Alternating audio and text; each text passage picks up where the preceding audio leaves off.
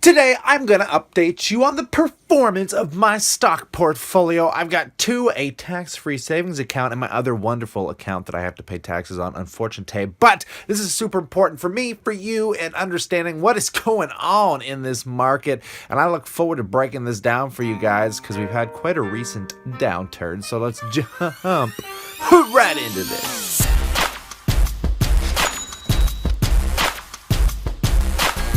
Welcome back, passive income investors, to my dividend portfolio performance update, which we can see isn't doing all that well, guys. The fun thing that I like looking at, we can see the big line at the bottom that's dotted, the black dotted line, is the basic S&P 500 index. So if you are investing in a Vanguard 500 index fund, this is generally the kind of performance you would be seeing. But in the last month, we can see we've had nothing but a wicked decline of about 6% in the basic funds. And if we look at my basic fund, we're going to take a look at the Scotia iTrade account, the tax-free savings account.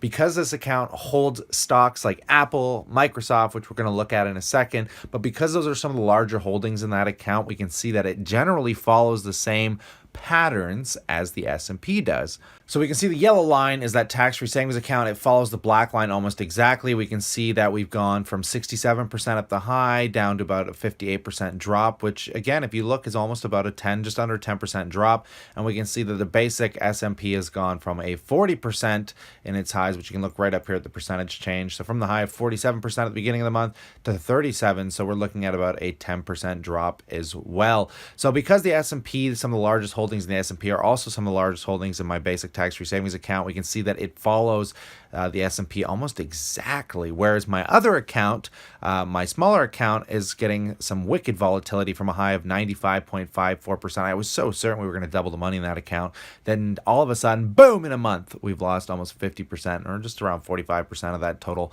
value. And that comes from the fact that, we'll get right into this really quick, that we'll go into the account that has the most volatility. This was my best performing account, up 95% as of until this month. And that's because we lost all of my gains in the stocks that I bought at the beginning of this year. And Tesla has been really beating us into the ground, but I don't own enough of it to make a massive loss, but enough that I'm down to at par to where I was at the beginning of the year, roughly, or down only $300, whereas my tax-free savings account is still up overall.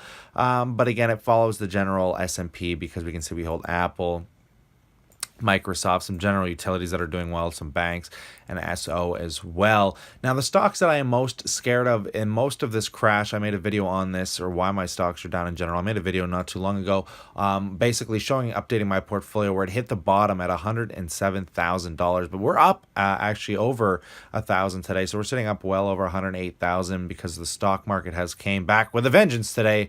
Blimey hell, it's come back with a vengeance. In the last 5 days, we can see that we've had a nice big bump up today. So everyone's seeing a bit of green in their portfolio today.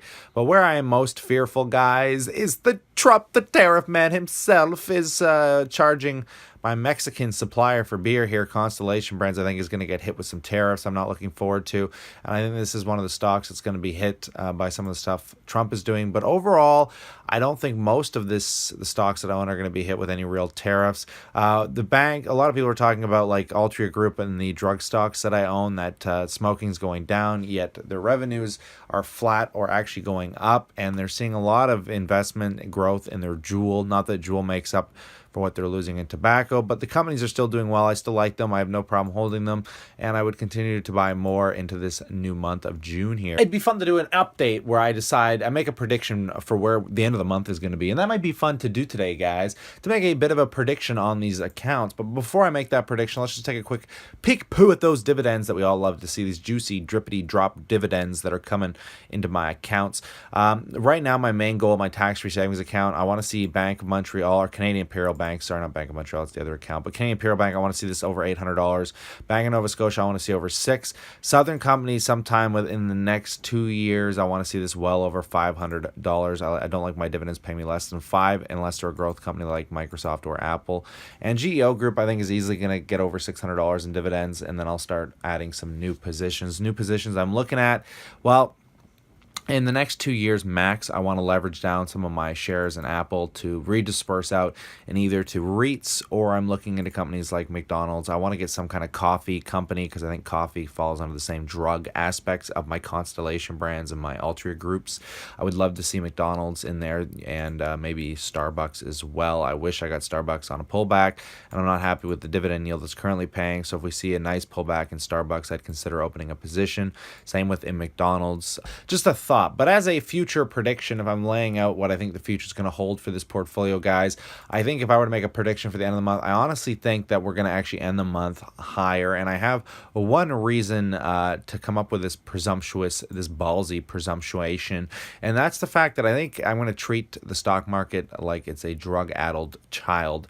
And I could be wrong. This is just a silly prediction for fun. It could go down. I don't really care because I'm just, so long as the dividends hold up and the companies are stable, that's what I'm worried about. But it's a fun little future outlooking prediction here, guys. I'm going to say it's higher just because I honestly think the markets are acting like drug addicts right now, that we had a wicked burst downwards because of the tariff man himself, and then all of a sudden we forgot about tariffs for a while. Things went on a rip. We got too greedy, fear of missing out happened, and then all of a sudden, boom, now we're seeing another correction. But if anything is like the past, because the past rhymes, and we're in kind of this really volatile stage in the market right now, I honestly think that we're going to continue this trend of volatility. But I think the volatility is going to continue upwards because we cracked an inch higher to new highs on the TSX and on the S&P here, just in that little bump. So I think we're going to see it pull down. I don't think we're going to go as far as we did last time because just like a drug addict, it's hard to get the same kind of implications. I just honestly feel like you can't have something like this happen once and then tariffs come out again, and tariffs are the same thing that take it down all over again. I think we experienced most of that pain on the first go of it. So the second go I don't think is going to be as bad. I think you're going to see maybe a little bit more of a correction downward, but by the end of the month I think we could actually end higher from them where we are. And you can let me know what you think in the comment section below. But I honestly think, because even today we're seeing a huge rally up in stocks already. Whether that continues, like I said, it could go a little lower, but I think, as a guess, a horrible guess, I could be wrong, but a month from now my portfolio is going to end higher than it is where it is today. So we could see how that goes. I'm looking forward to it. But again, guys, it's fascinating to see the performance, and I'm hoping you guys enjoy this kind of content because this is something that not a lot of people show ever, and this is literally the month-over-month performance of my dividend portfolio and buying really risky things. I need to start looking into bonds and maybe getting into something that might stabilize this out a little more, which is again why I want to look into REITs, companies like McDonald's, more stable companies to level my portfolio out, because as we can see, my risk tolerance is maybe a little bit more endearing than yours, because I don't mind stocks moving 10, 15, even 20% of my portfolio. I'm used to it. I mean, we can see Tesla's down huge, but I mitigate my risk. I buy really small positions on the higher risk companies. So when something like this happens, it's not nearly as painful to the overall account. Actually, you barely feel it. It's like a hiccup. $1,000 to you might not be a hiccup, but in a $100,000 account, $1,000 is just a hiccup, my friends.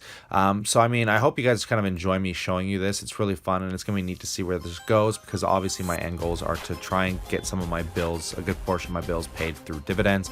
And I'm hoping in the next year or two I'm going to be able to get my dividends up closer to somewhere between 6,000 and 8,000, and then in the next 5 years somewhere closer to where I'm making about $1,000 a month. And you guys can follow that journey simply just by subscribing. So stay cool, stay awesome, my dividend investors, and I look forward to chatting to you real soon.